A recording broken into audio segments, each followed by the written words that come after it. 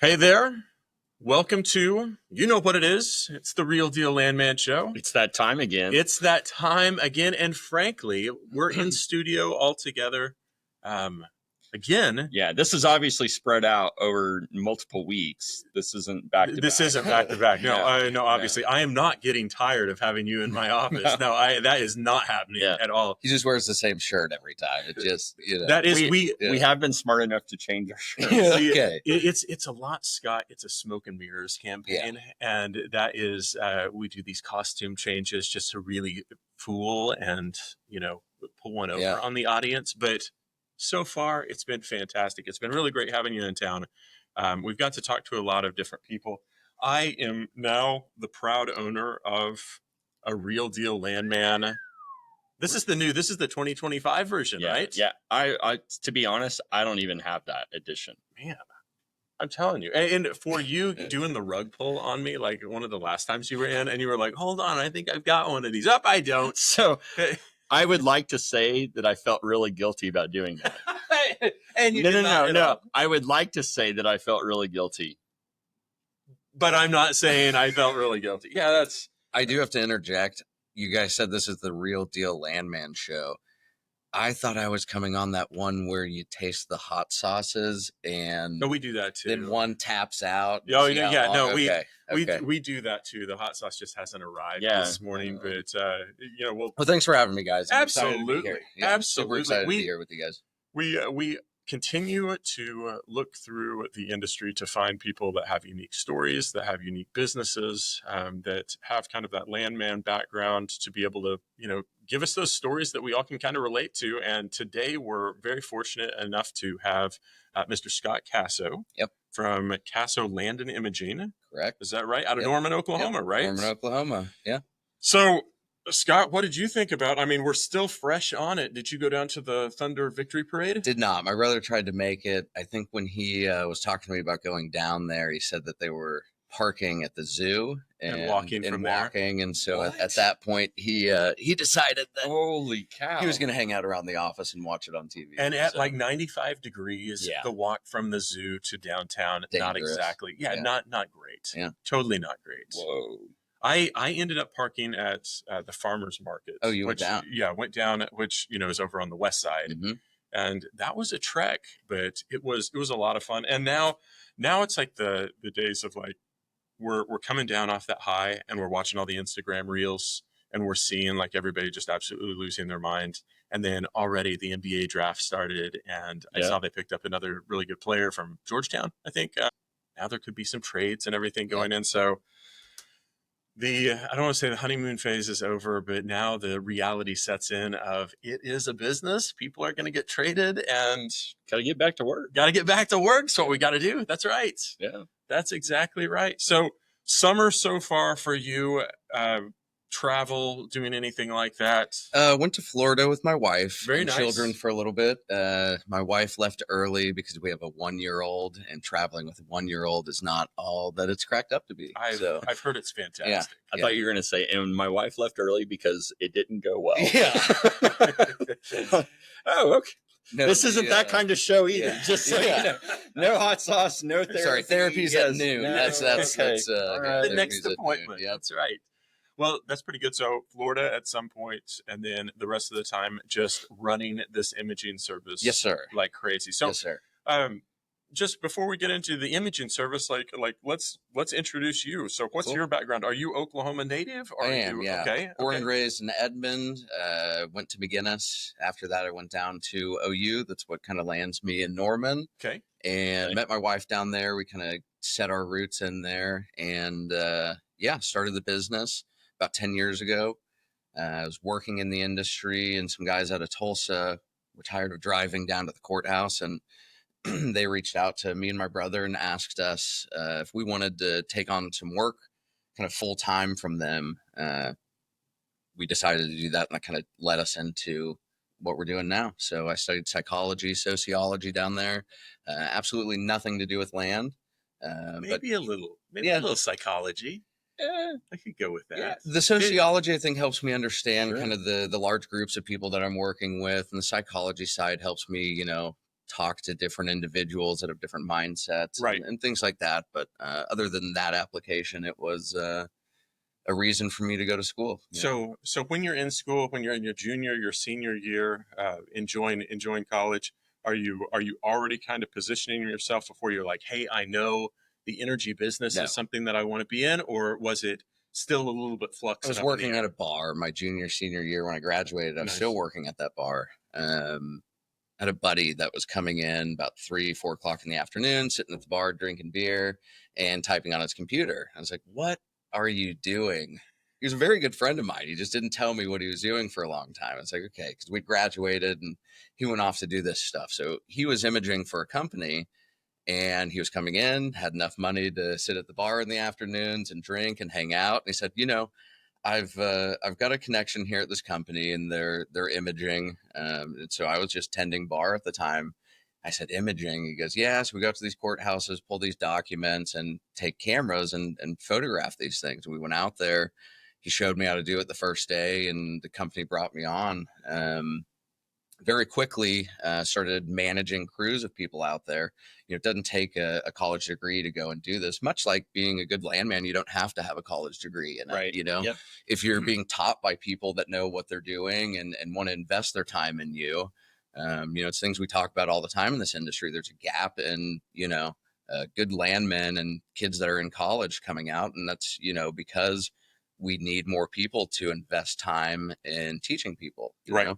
And that's kind of been the need for some of the stuff we're going to talk about today. The AI advancements and all of those things have been built out of necessity. So rewind to my buddy drinking beer at the bar all the time and making enough money right out of college to live a happy lifestyle, what we thought was then. So he goes on and became a landman, but I stuck with imaging. My brother and I really liked it. We were hooked up with some guys in Tulsa that wanted to use us. And that advanced. This is pre-COVID. And so, COVID was a really interesting time for us. We had just kind of gotten some traction right before COVID. We'd been working with a handful of different companies around OKC. We'd started dipping our toe in stuff outside of oil and gas, some other type of archiving. Work with the Archdiocese of Oklahoma City, Diocese of Tulsa. Wow. And that was kind of our first introduction into other types of archiving. From there, COVID hits. It's everyone's got a fun COVID story. Absolutely. Of the trials and tribulations or the fun times they had. I know people that loaded up in a RV and went and worked remotely all over the country and things like that. So. Right. That's kind of the bright side of COVID. The other side is courthouses close, people's offices close down, the world shuts down. Not a lot of those businesses are wanting people to come in. I mean, we just didn't know what was going on, and so it was just completely slapped down. So the people that's your livelihood, that makes it pretty difficult to perform those daily duties. For sure. Yeah. When a courthouse is closed, you can't really go in there. How did you pivot? Immediately the day courthouse is shut down, I was sitting there with a 1-year-old and a 3-year-old. I have 3 kids, 1, 3, and 5. Sitting there with my 1 and 3-year-old, and my wife looks at me and was like, "What are we doing here?" And she continued a job. She was working for an attorney at the time and continued doing what she was doing. And I said, there's going to be these essential jobs that is this buzzword that everybody's using. Yeah. We got to go find one. That's what I'm going to do. Yeah. And so I had a buddy that had a butcher shop in Norman, and I knew immediately, it was when the grocery stores were saying you can only get a pound of chicken and you can only get so many Right. eggs. And, I know we're kind of back in that area now. You go to the store and you still can only get so many eggs, or the prices, inflated to what people think. But so I decided to call this guy, and he hired me that day. He said, we've got lines out the front door. We need people to come in and work the butcher shop with us. In my head, this was, you wear the, white butcher outfit, you stand behind the counter and you sell the steak after steak after steak, not thinking what goes into that. The stuff doesn't come prepackaged like that. You're back there working it. Yeah. There's a reason why they say, you get to see how the sausage is made. It's because there's someone making that sausage. It doesn't just come, for us, it just comes in a, in a piece of plastic and you cook it, but that's what my job was working in the back in a refrigerator, That's, you know, larger than this office with cutting boards all over the place. And we're prepping things and we're cutting this, you know, we're getting long cuts of meat. We're cutting that down into steaks. We're, you know, we're not killing anything there, but, you know, we're taking large, you know, quarters of meat, cutting it down, things like that. Some of that takes precision, some of that takes skill. But to clean a chicken is Absolutely. very easy. It's a pretty easy thing to do. So as a newcomer, they brought me in, and my job from open to close was cleaning chicken. We would take full chickens and break them down, or we would take chicken breast that you guys buy at the store, that I buy at the store, and it generally has a lot of extra fat to it. And so you're sitting there just removing little slivers of fat all day long. I self-coined myself the chicken bitch at this location because that's literally what I did from open to close. Was just cut chicken. I'd go home. My arms were sticky up to here all day long. It was a miserable job. It would be really interesting to know in the energy world of whenever 2020 happened and whenever people were having to get very creative, how many other people in the oil and gas industry went into the chicken business? Yeah. I don't like, do you think that are we 1% of 1% at this point? Or like, is Scott on an island on his own? I would imagine that you probably are. So I didn't see a bunch of landmen back there with me. So, right. Have you seen the Jason Bourne movies? Oh yeah. So as he's like finding out who he is and he's having these flashbacks, and there's this scene where he's in this room and there's a guy with a bag over his head, and I'm picturing Scott going in this room and there's this chicken with a bag over his head, and they're asking him, "Are you committed to this program?" You know? It's time to show that you're ready. It was cool. I got to learn how to make sausage, which is a fun, you know, it's a fun thing that, you know, when you've got the tools for it, you know, it's a fun hobby to get into. And so speaking of psychology, I think we're learning about something here, Scott, when he's like, making sausage is fun. Yeah. It is fun. Yep. The meat grinder. It turns out it's actually quite fun. I mean, you know where I'm going to go with this, from past guests that we've had on, and a shared friend that you know of, Brent Rainey and Michael Goss coming on here. Yeah. Like, there's a lot of similarities with what you're talking about of these saying pivots. These pivots of looking at the screen, hearing the exact same news that we're all hearing, and being like, oh man, things are getting a little bit rough. And there's two different camps there's the people that are like, okay, what we're going to do is we're going to put our heels in and we're going to grind through this, and boy, it could get bad. Like, this is rough. And then you've got the other people who, and I'm not saying either one of those groups are wrong or right, but I'm saying you've got the people that are like, I'm going to power through this and we're going to see what happens. And it could get really rough for them. And you've got the other people that I really resonate with, that group of where they're like, I know things are going to get rough. I've got a lot of responsibilities going on. I've got people I've got to pay. I've got family I've got to take care of. And I will throw pride out the window. I will do whatever job is in front of me. We're going to make sure that this gets going. And I can see whatever I want on the news, but I'm going to work from 7 a.m. until 7 p.m. We're getting a check coming through here. And I think that's pretty amazing that you do something like that. I appreciate that. Yeah, that's awesome, man. Not to get philosophical, but the way I look at it is, you know, there's people that allow things to happen to them, or they allow things to happen. And that was just something that was happening. It wasn't happening to me. Yeah. It was just something that, was happening in the world around you. And so how do you shift from there? How do you do something? You know, how do you keep living from there? You know, we don't know if, you know, we'll be in the land industry for the rest of our life. We don't know what tomorrow brings. So, you go in and you cut chicken for a while until the day you leave. And so you're in this insulated refrigerator all day long, and you go outside and you finally get cell service. And so your phone starts to ping at lunchtime when you go out, and it's your wife checking on you, making sure your hand hasn't been chopped off, you know? And so I walk outside one day and I have 3 missed calls and like 4 emails on my phone. And one was my brother calling to tell me that courthouses had reopened around the state. They were going to start letting people in at a limited capacity. And the other were 2 work orders and another request for something. And it was some clients that had called me. And so that day I stood outside and I panicked, because I'm someone that responds to an email within 3 minutes of getting it. We're really on top of that type of communication. That's what we pride ourselves on. And so I was terrified that we had missed an opportunity here, even though it was very small. Luckily, those guys, responded back and said, "Hey, it was only lunchtime that I sent that. Yes, we would still like to see if you can get back out in the field. We know these courthouses are opening." But it wasn't enough work for me to, it was an unknown amount of work. And so I didn't want to leave something that was stable, Right. and it was stable. I could still be cutting chicken today. So I didn't want to leave something that was stable, but I knew I needed to be able to answer my phone all the time. I couldn't be in this locker.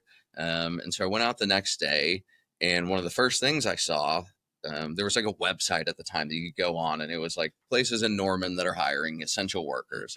One of them was a pool company. And I love being outside. I love being by the pool. I love working without a shirt on.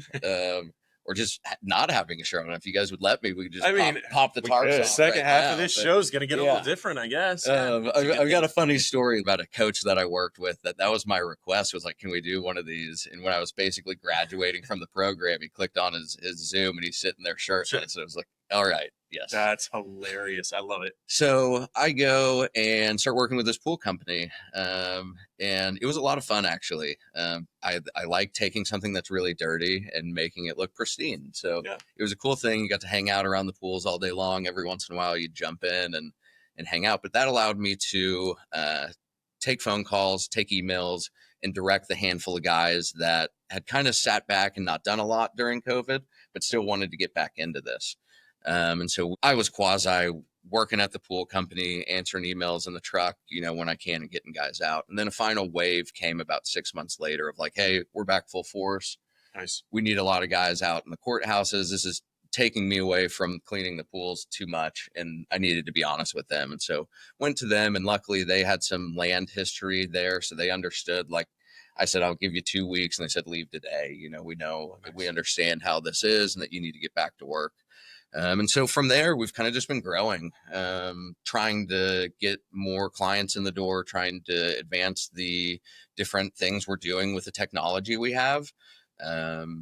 What we learned during COVID, though, we were able to keep a couple of guys working at the Archdiocese.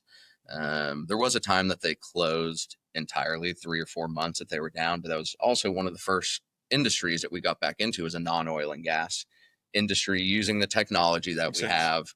And things like that. And so that put something in my brain that was, if there's going to be another COVID, if there's going to be a COVID 25, we've got to have other things that prepare us so we don't have to go back to cutting chicken and cleaning pools. And what that meant was being able to build the business to a point where I could start focusing. So we started this, it was me and my brother, and we had a small group of people that we convinced to start working with us. But we needed to get our oil and gas work into a place where my brother could manage all of the day-to-day there. And I could come out and do things like do podcasts with you guys and go to conferences and things like that. And so from there, from COVID to now, we have just kind of been building, bringing in new clients.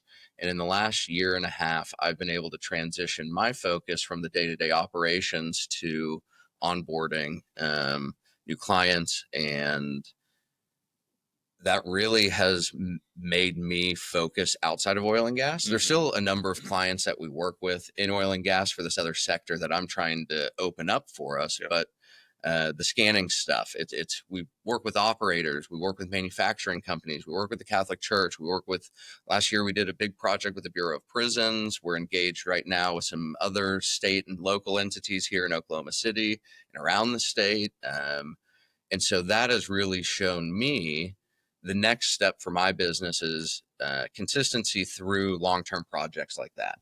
Working with these companies that also have warehouses full of paper that need to be digitized, just like going out to a courthouse, pulling the documents, digitizing it for landmen.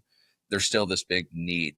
That has been the focus. But that has led us to is seeing the advancement in the hardware and the software and all of those things that we're doing. And then I started paying attention to how that was being implemented in oil and gas. And that's when I started stalking Jerris and people of the likes and seeing what they were doing in the industry and really following closely. I mean, in the last 6 months, I've seen more advancement in the technology that's being applied across the board than I've seen in the last 2 years. 2 years ago, people would talk about, oh, well, handwritten stuff will just never, Yeah. never be able to be, eaten up by these AI things, and you'll never be able to, translate it into anything else other than just the handwritten stuff. And that's just not true. 2 or 3 weeks ago, I was sitting with a guy on a demo, and we saw an index from a county in Oklahoma in 30 seconds get taken from a handwritten index into a tabled Excel sheet with a 98% confidence rate. When we went back and checked it out, and these are things I don't have to explain to you guys. You see it a lot, but that's what's been really interesting to me. So going from the service provider out in the courthouses to working with these other companies that have this need for making their businesses more efficient, let's talk about when landmen first started. They would get in their car and drive out to a courthouse and pull the records and stand there and read them and chain title out. And that was how that was done. That's still how it's done today to a degree. They're still chaining that title out, but they're running it off of images that, someone has provided. They're using online resources and all of these types of things. I think one of the main differences, we can't smoke in the courthouses anymore. Yeah. The landmen, we see pictures at some of these, we see pictures at some of these courthouses, and, you've got a bunch of guys standing around their cowboy hats smoking. So that's one big difference. But the other big difference is the technology. You don't have a landman driving in his car 4 hours a day to go work 4 hours a day in a courthouse. He can wake up and sit at his computer, and from 9 to 5, he can be running title. Right. And so that's a development in this industry that we have already seen, but I don't think people really take as like a technological advancement.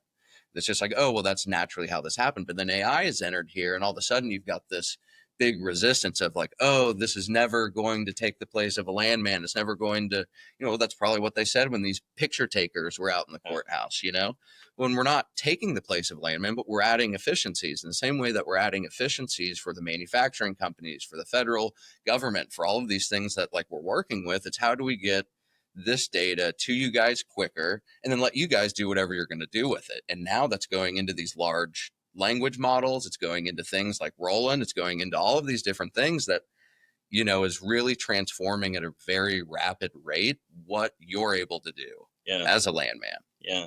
So I wanted to ask you, I started working in the field doing title, et cetera, in the mid 2000s. Mm-hmm. I was still in college at OU when I was doing that. And at the time, that was when the imaging first started. Mm-hmm. Yeah. And the broker that I worked for at the time was sending out people to take pictures of the documents.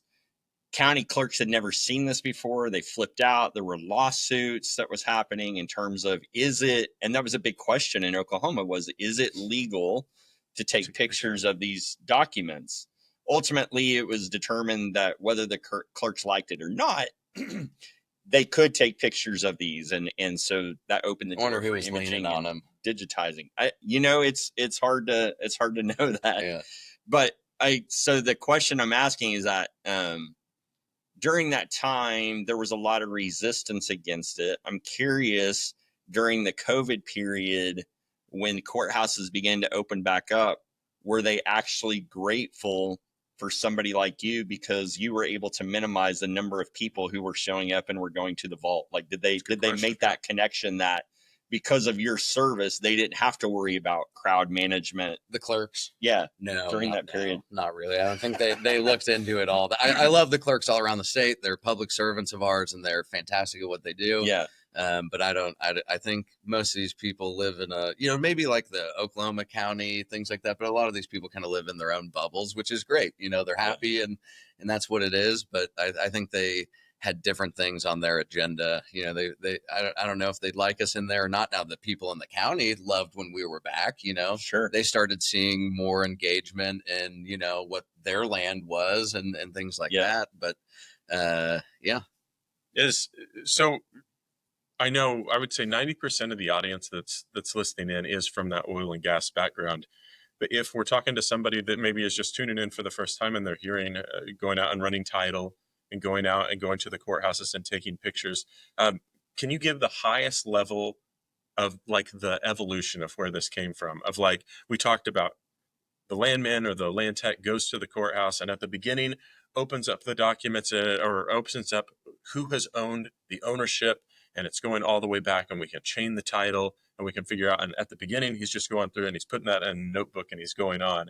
And then it goes to, like Jerris said, going out with the digital cameras. And I remember that happening like at Chesapeake. And that was the all day job of going, turning a page, clicking, turning the next page, clicking.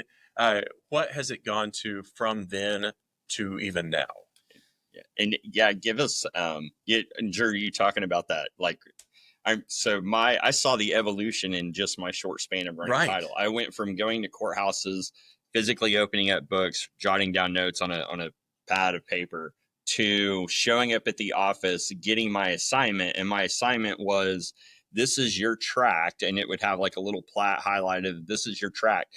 And these are the CD-ROMs attached to it of all the images. And so I would look at I'd load up the CD-ROM on my gateway computer. I didn't even think about that part. And I would look at it, and then I would run title from home. So I was able to see and experience that evolution. But in your description that you're going to give for Drew here, also give us like an idea of the volume. Yeah. Because I think when somebody's thinking of, oh, you're going to go take a picture of a book. Okay. They're like, oh, you're going to pull a deed. Yeah. Send it like, over. Yeah. So give us that rundown, but help people understand like the volume that we're talking about. For sure. And this all kind of pairs into technology. Like you said, you were using CDs.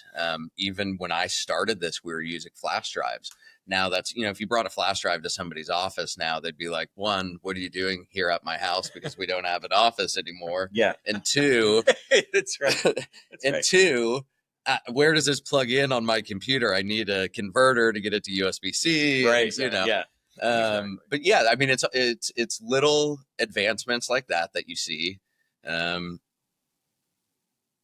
now, the volume is growing and growing and growing. So you go out to this courthouse in the middle of nowhere, you drive for hours to get there, you ask the clerk to print you an index, and when she's done generally with their morning meeting or something like that, they get this index printed for you. You sit there. These indexes can be anywhere from 1 page to 100 pages, depends on the activity that's happening in that area, how many times things have changed hands, is there a neighborhood in that area? Is there a town site there? What's going on with that physical location. So that can greatly determine how long, and how complicated your title might be. Right. So you go in and you start, we have not stopped taking photos of things. What has happened is in the 90s, the clerks started implementing a dual filing system. So they would save stuff online or in their own record system as a scanned file. And this is, again, technology. Scanners became more prevalent. Everyone had one in their office. So they were doing that as one record keeping method. And the other record keeping method was still getting a copy, filing it in a book, and going from there. So in Oklahoma, we have a large gap. You have from 1990 to current. Oklahoma's statehood's 1907, but we have patents going back to the, later 1800s. And so you've got, roughly 100 years of data that is not available online in most of these courthouses around Oklahoma. That's why our job continues to be our job. But I know at some point this will be something either that we're assisting with or other companies are assisting with. And there's some existing companies out there that offer these solutions from online to current. I don't need to throw any names out there to, hinder our business, but a lot of times people use that data and there's a lot of volume there. And so people are backtracking. And so at some point we know this business model that we have is going to be eaten up. It's going to be cannibalized by itself by providing all of these documents online at some point. Again, which makes me think of this. We have to have a shift into other things. We have to continue working. There's a great company downtown called ImageNet, and we work with them. They're a great partner of ours, and they not just plugging companies, but they started out as a typewriting company, typewriter repairs with the founder of the company did. They don't do anything with typewriters now. They still have hardware, but now they're, largely into the software space as well, document management, a number of different things. And so I look at that also as, we're not always, you take that typewriter, as a idea here, we're not always going to be imaging out in courthouses. This one day will be digital and one day quickly, we think, especially with the advancements in technology, as far as even the hardware going faster and things like the software, especially the things like the software is helping organize this data, name the data, make it easy to find. So back to the courthouse, you're pulling these documents, you're imaging them, again, various volumes, but a lot of times you're looking at anywhere from 10,000 to 40,000 individual pages to put together one 640 acre tract of land. Wow. Those are all the different transactions, there could be, from 1990 to current, there's a lot of really long documents that are involved there. There's large assignments that go kind of countywide and things like that make those very robust type files. That takes anywhere from, 10 days to 15 or 20 or 30 days to gather all of this data, process it, and get it over to a client. In your day, that used to be a completed CD dropped in your hand, completed flash drive dropped in your hand. Now with large file sharing, we can share that data immediately. The moment it's shot, it's online. People can view it. They can start running their title. They can see issues before, they arise, basically. And they're able to work quicker in real time. And that's the efficiency part of everything we're talking about here, is how does AI make you more efficient? How does the technology advance? So that was a huge thing too, is getting this data to a point where it can be transferred very easily. The first computer I started with processed 30,000 images in about a day. So you have to take these photos and then you have to go and rotate them and edit them and put them together so a landman can find them, and it would take about a day to process these 30,000 images. And we're to a point now where we're seeing things at the click of a button. The images are processed and compressed in 2 minutes. Then you have an Excel spreadsheet that is, every entry on that index in another 2 minutes. And 2 minutes after that, you've got, every document PDF named what it needs to be, and you can find it immediately. So you're taking a process that 5 years ago took an entire day to get done, putting it down to minutes now. Wow. And so that's where I just see, that's why I stalk you at these events and see what you guys are doing. I'll say this a second time, but I love what you guys are doing as far as seeing these things that other people are resistant to or looking at as a problem that's unsolvable and finding solutions to it, and really grasping the technology that's here and saying, let's run with it. The other day, my brother spent some time working on a scanner. So we have these $10,000 well log scanners sitting around the office. And with some open source, people on Reddit, and some other help, we were able to take a $285 scanner and turn it into an endless feed well log scanner. Prior to that day, I know there's some other options out there, but the only ones we could find were, $5,000 to $10,000. And so we had a guy on the phone the other day, a guy named Igor out of Houston, that called us and said, hey, I made a post about this on LinkedIn. I said, we want to help you guys. We're not here to protect this. We're not here to not, share this information. And so if you want help setting up a scanner, give us a call. Immediately, a guy called us and said, hey, can we do this? We sat on the phone with him the other day. Now his office is sitting there with a $285 scanner that's running well logs. That's amazing. And that's how I think this community needs to be. I think we need to stop harboring these ideas. I think we need to stop hiding this knowledge. You had these companies that were so worried about other people taking their areas of interest and taking their knowledge. And so it put these walls up.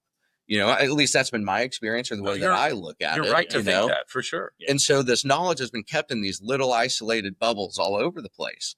And once we start popping those bubbles and letting everybody talk to each other, even in competition, I think people are learning things, and we're learning them very quickly. And our language models are learning these things quickly. You can talk to that better than I can, but it's about interacting with people that are doing the same thing that you're doing, Yeah. So when I look at the fascinating job that you have and the experiences that you've been able to have happened to you, so arguably we could say that Scott Casso has seen more images and deeds and transactions and things across the state of Oklahoma than most people, if not all people. So what I'm curious about is, what have you learned about the history of Oklahoma in seeing all this stuff? That's a good question. And then, are there any particular stories or documents that stick out in your mind of, everybody should see this because it's incredible or it's hilarious or just like what are some of the experiences that you've had and looking at all these that have caused you to pause and go, I just learned something that I didn't know. Yeah. Or this is going to make a great story that people. And this is maybe something that a lot of people, know, but I think it's interesting at the very least and notable that, when the U.S. patented this land to people, or when they first had it, for years and years and years, you saw this land being passed down generation to generation to generation. And it's being split up between children or aunts and uncles or whatever. But now you come into these areas and there's so many more transactions, and it's no longer tied to that family name. It's no longer tied to that lineage. Yep. And there's a million reasons why. But I find that at least interesting to, and a lot of that has to do with the advancements in production and all of these other things. And, the kids leaving, Jed, Oklahoma, and going somewhere else to live and not wanting grandpa's farm anymore, but they, and maybe not even the minerals there. So, it's good riddance. Let's be gone with it. Or, I've got a big check sitting in front of me and let's move. So have you seen the sociological evolution of people through this to where, whereas people were staying on land for generations, now that's not as important to them? It is. Yeah. And I don't, honestly, that's very interesting. I mean, you think about it. I mean, he's telling us a single 640 may have 30 to 40,000 pages. Yeah. So how many times has Scott done this? Like, I'm trying, like, I want to get these little stories and these nuggets. My guess is that Scott is thinking on a plane at this point that is, many, many, many levels above where our brains are, just because of how much, I mean, he talks about all this data, but this is data that he has seen firsthand. I mean, you have a very unique perspective of the happenings of the history of the state and the history of the people here. I don't know if you've ever thought about it before, but no, for sure. There's we like incredible to insights that I think that you likely have that are just even just seeing these documents from 1907. It's like, what was going on at that time? You see these documents from these different eras, and it's really, interesting. This is probably not unique to Oklahoma, but that's where my vast knowledge is. 25 terabytes of data of knowledge, rest here. So, the not hanging on to it anymore. And there's different sentiment behind that, but large oil and gas corporations coming in, buying up large swaths of areas. Some funny ones. You want some funny ones? Oh, yeah. Okay. Give us some funny ones. A lot of times the names, you get old names that, you just don't see today. Those are pretty funny. And I always really like seeing what things were traded for, what was left in a probate or something from 1907. Right. It's like, okay, we saw one the other day and it was like the 2 feathered mattresses, It's like, that was a big deal then. That was a big deal to have a feathered mattress. And for that to show up in a court document is just, imagine getting a divorce and going to court and saying, no, I want that feathered mattress. And now the mule. I want the mule while we're here too. And with Scott's recent experiences in recent years, now he's reading that going, I wonder what kind of chicken. Yep. Probably be pretty good broilers. Yes. So that's fun. We do stuff outside of Oklahoma as well. We travel. We've got guys in 15 different states doing stuff from time to time.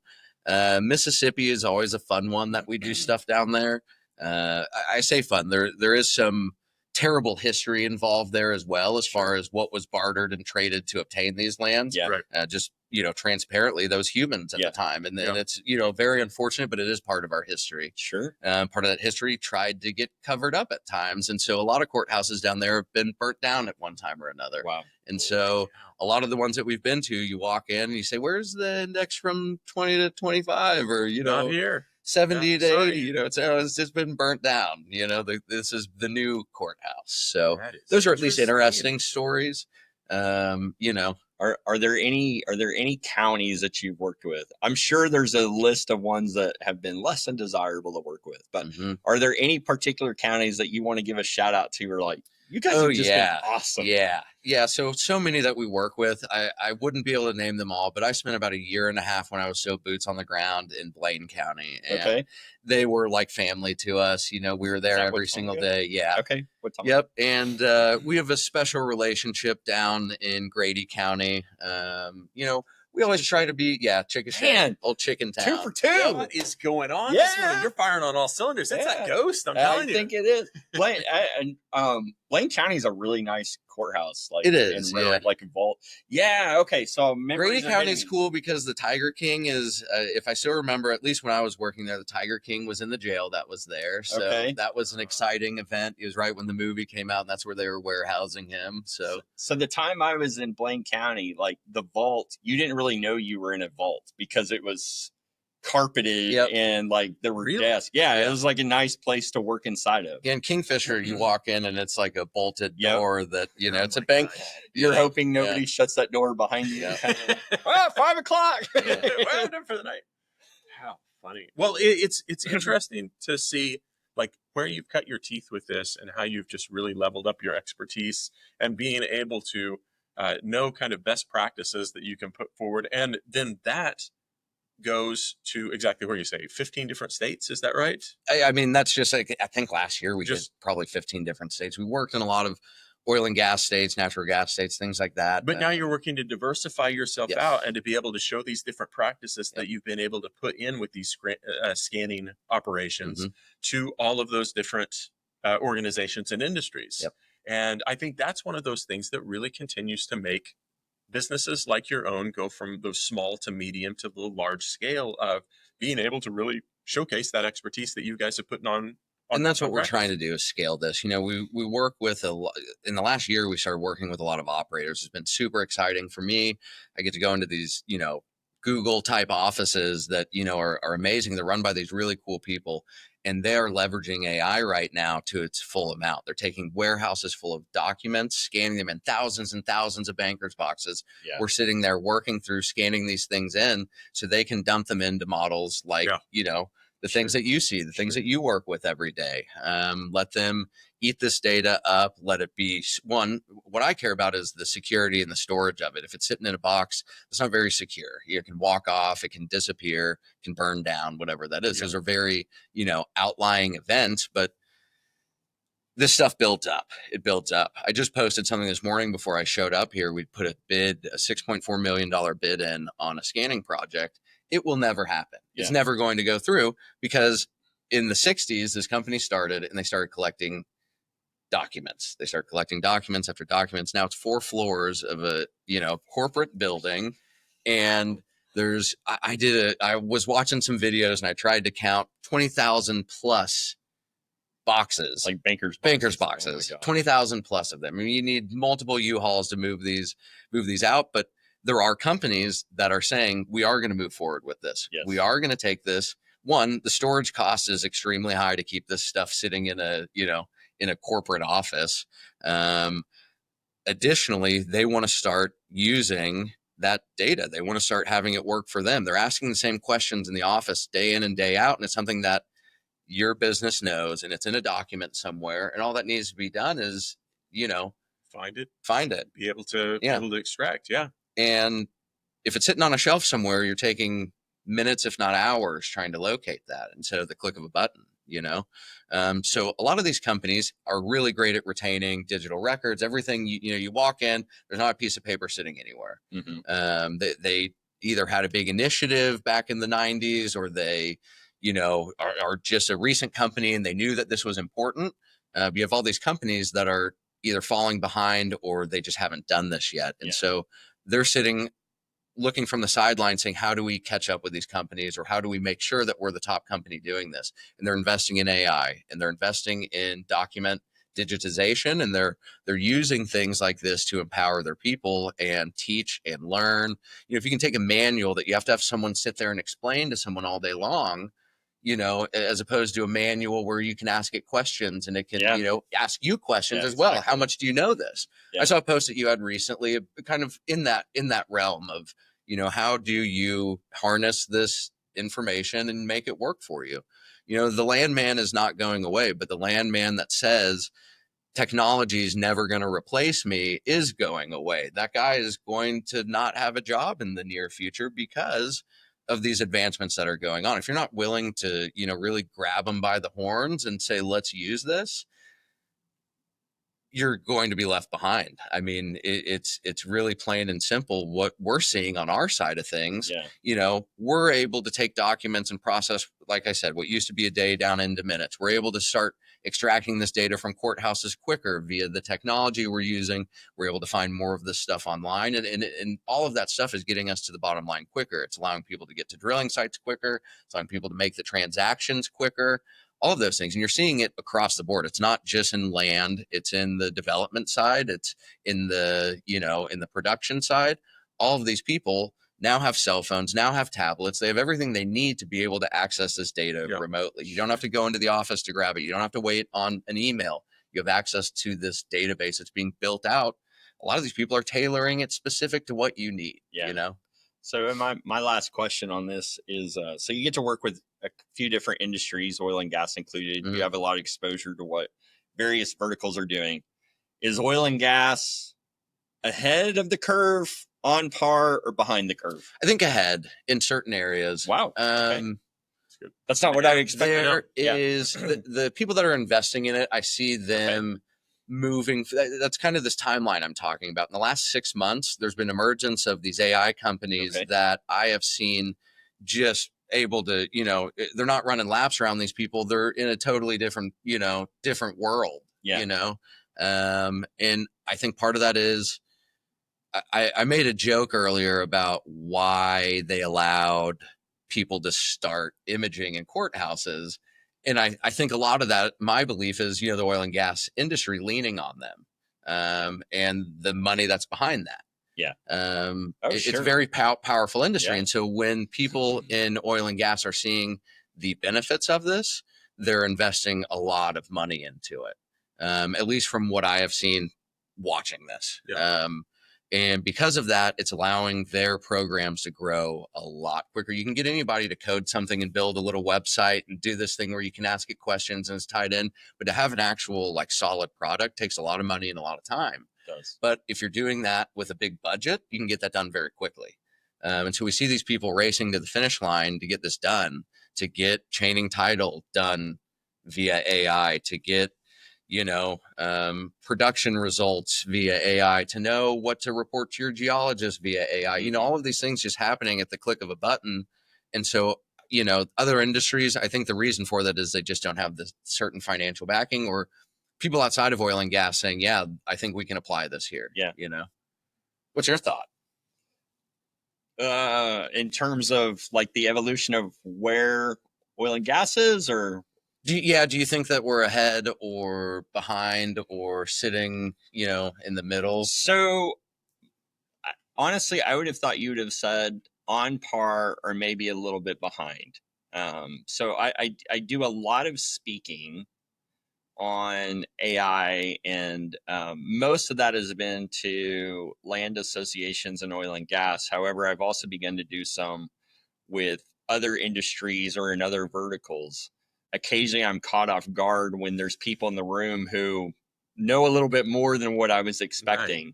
But I think your perspective is dead I'm also around people like you. And so it's, you know, brushing elbows with people that are in the AI space, are moving forward. People implementing it are ahead of the curve. And I think you put it really well, like those who are paying attention to it and putting forth the investment, because you're right, like it is an investment. Like it's in my own personal experience. So a little over a year ago, when ChatGPT had the ability to build custom ChatGPTs, like I spun off a model for myself that I released to the public, and it had several hundred people who were using it on a regular basis. And that was, I mean, it took me weeks to curate the knowledge. It took me weeks to practice with it and give it instructions and stuff, but it was just me, right? And it was pretty effective, but it's nowhere near the capabilities of our commercial product that has had a team of developers, significant financial investment, time investment, et cetera. So there is a difference in that quality on what you can get by yourself versus working with, you know, an experienced partner or people who are doing things. But I think, Scott, your answer was very insightful in terms of, yes, there's tools that people are playing with, and those who are willing to put forth that additional effort and time and money to it can see exponential returns on that investment that they're making from it. Yeah. It's interesting. I think about, and not saying any names of any companies, but I got to go through a file room one time that was massive. It was the Raiders of the Lost Ark style, like walking through and just as far as you can see the curvature of the earth. And it was file boxes on file boxes on file boxes. And I remember like my very first job at Chesapeake was working in the file room, and it was big. It was very substantial. But the one that I was in, like I was going through, and so I knew a little bit on. I was like, okay, I see how you have these numbered, and you probably have like a computer system up front that if you need some certain thing, you can look it up and you can figure out where to go. Decimal system. The Dewey Decimal. And send the intern out there, and he takes the little cart and he puts all of them on, and he sends it where it needs to go. And this was within the last year, and I was like, so what's the plan to digitize? And what are you going to do with this? Like, is this file room going to be around in the next 20 years or 50 years? And the guy that was managing it, it almost was like a look of panic on his face. And he was like, oh, this has to be here forever. This is just the way that we've done it. And it's the way that we continue to do it. My last question to you is, do you run into a lot of people kind of with that mindset of where they're terrified? The resistance and they think they're losing their job, or they hold up, and this is a bad example because this is technology 101, but they hold up a lease or they hold up a piece of paper and it's from 1907 or it's from 1893, and they're like, this is it. If we got rid of this, it's no more. And you're like, well, if you digitize it, it's forever. It's forever. And you can still keep that copy. And you can still send keep it to that a salt mine. That's right. That's right. But I just wanted to know the resistance that you see across the board. I think cost is the barrier. I think everyone would like the stuff digitized. A lot of people do want it in their hand, but a lot of those people are a certain age. Yeah.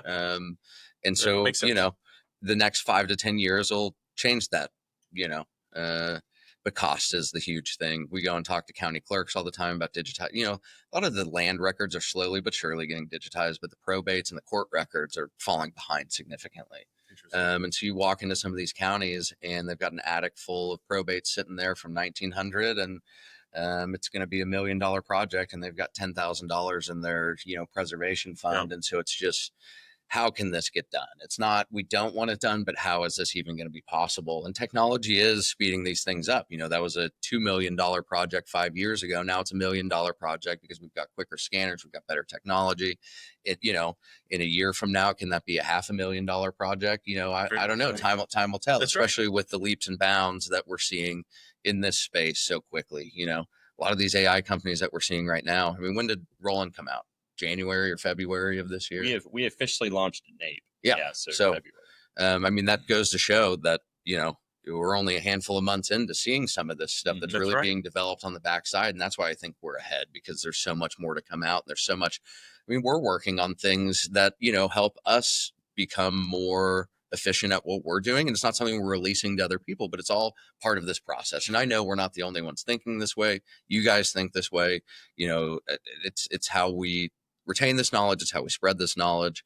Colin from Collide, Colin McClellan, has this great, example of why he started Collide. And that's, he was watching LinkedIn one day, and a top level geologist was asking a question, and another top level geologist answered this high level question. And 2 days later, it was lost in the feed. And so it's that loss of this knowledge. It's not being passed on. It's not there for other people to look at. And that's why these things are developing, so we can all help each other, so we can work in this industry together. We may be competition, but that doesn't mean we have to, fall in this old mindset of, we're going to protect all of this knowledge and not share anything and not advance. That's what's going to slow all of this down. So I lied. I do have one more question for you, because this has just been so fascinating to get your perspective on this. Once the paper has been digitized, keep the paper or toss it? That's a good question. That's maybe a question for another day, another pod. It's a diplomatic way of saying people don't want to throw their stuff away that they should. Yeah. Because it costs a lot to store stuff. It does. Especially when there's this volume. When you're talking about thousands of boxes of stuff, you're talking about thousands of dollars every year of just keeping the box sitting in storage. And the reality is, some of this stuff won't ever go away. There will be business models that people sit there and they have warehouses full of this stuff sitting around forever. Yeah, I think it can go away once it's securely digitized. And we're, the advancement of AI here again helps there's human error and we still experience that. And so did something get missed in the box? Well, what if you leverage AI and you're able to cross-reference things 10 different ways Right. and really understand, okay, well, there was 1,000 scans here. We're only seeing 999. A human wasn't able to sit there and count all of those for efficiency's sake, but what can we leverage, with this stuff? AI and ChatGPT are all these big buzzwords, but there is a shift in technology from that typewriter to the computer happening right now. Sure. Yeah. So we've gone through a lot. I think the last thing that we've got to do is say, if you need chickens that are needing to be cleaned, Yep. if you need a pool that needs to get cleaned, or Do if it you all. have land and imaging that you need done by an absolute team of professionals, I think it's going to be this guy sitting right to my left. So Scott, how is the best way for the people watching today to get a hold of you? We're all over LinkedIn. I try to I try to spread myself there, so you can look my name up, Scott Casso, on LinkedIn. You can give us a call. I'll put my number out right now. It's open to the public. 405-401-3590. So people can give me a call. They can email me. We'd love to chat. That's one thing that I always like doing, sitting and talking with people. Scott's very he's very active on LinkedIn. Every once in a while you'll even see like a Brussels sprouts recipe. I don't know. We'll probably get that after we go off the air today. Got to clear the feed. That's exactly what you got to do. That's what you got to do. Well, we are so thankful that you're here today. Thanks for having me, guys. Thankful for another episode of the Real Deal Landman Show. We are incredibly happy to have our sponsors, Scrambled from Yoke Labs. It's a CRM and a project management tool. Anchored Innovations, whatever they do. Roland AI, fantastic land software. Yeah. We are so happy to know the people at Roland, and then Novus Consulting, which is providing. What a lovely studio this is. Amazing. What a lovely studio this is. I'm glad the echo of this large space doesn't carry into the microphone. No, my gosh, you should see this. It's a football field behind the camera here. No, but thank you guys so much for supporting the Real Deal Landman Show. For Drew Hopkins, Jerris Johnson, Scott Casso, we'll see you next time. See you guys. All right, see you. Thanks for having me.